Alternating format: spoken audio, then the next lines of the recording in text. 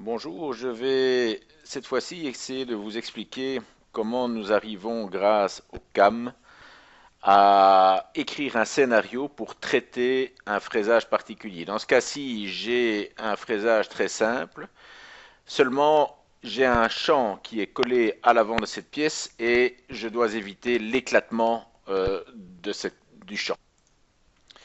Dans notre CAM, nous disposons en fait d'une interface qui nous permet d'écrire véritablement un scénario pour traiter les différents types de fraisage que nous opérons au sein de l'atelier. Ici, nous constatons le chargement de la pièce au sein du CAM et nous sommes ici au niveau totalement brut et nous allons procéder étape par étape dans la rédaction de ce scénario pour automatiser ce fraisage un peu délicat. Pour l'instant, comme on peut le constater, vous avez le fraisage ici rectangulaire avec le placement de la fraise dans le coin supérieur droit. Nous devons maintenant écrire un scénario qui va nous permettre d'éviter l'éclatement du champ.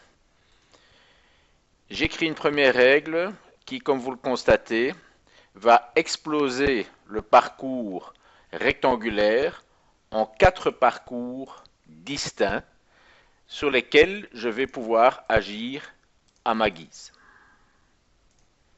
Je viens d'écrire une nouvelle règle qui élimine le segment ici à l'avant.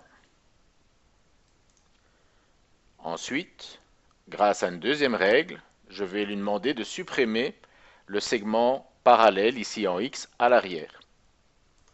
Je me retrouve donc pour l'instant avec deux segments, un qui va du bas vers le haut et l'autre qui va du haut vers le bas. Le segment qui va du haut vers le bas, je vais l'inverser car je vais attaquer naturellement le champ du bas vers le haut. J'ai translaté les deux fraisages verticaux, je veux dire, à gauche et à droite, pour les faire sortir de la pièce afin que la fraise n'aille pas entamer, si vous voulez, du rayon le bois. Maintenant, vous constatez que le segment à gauche a disparu, c'est volontaire.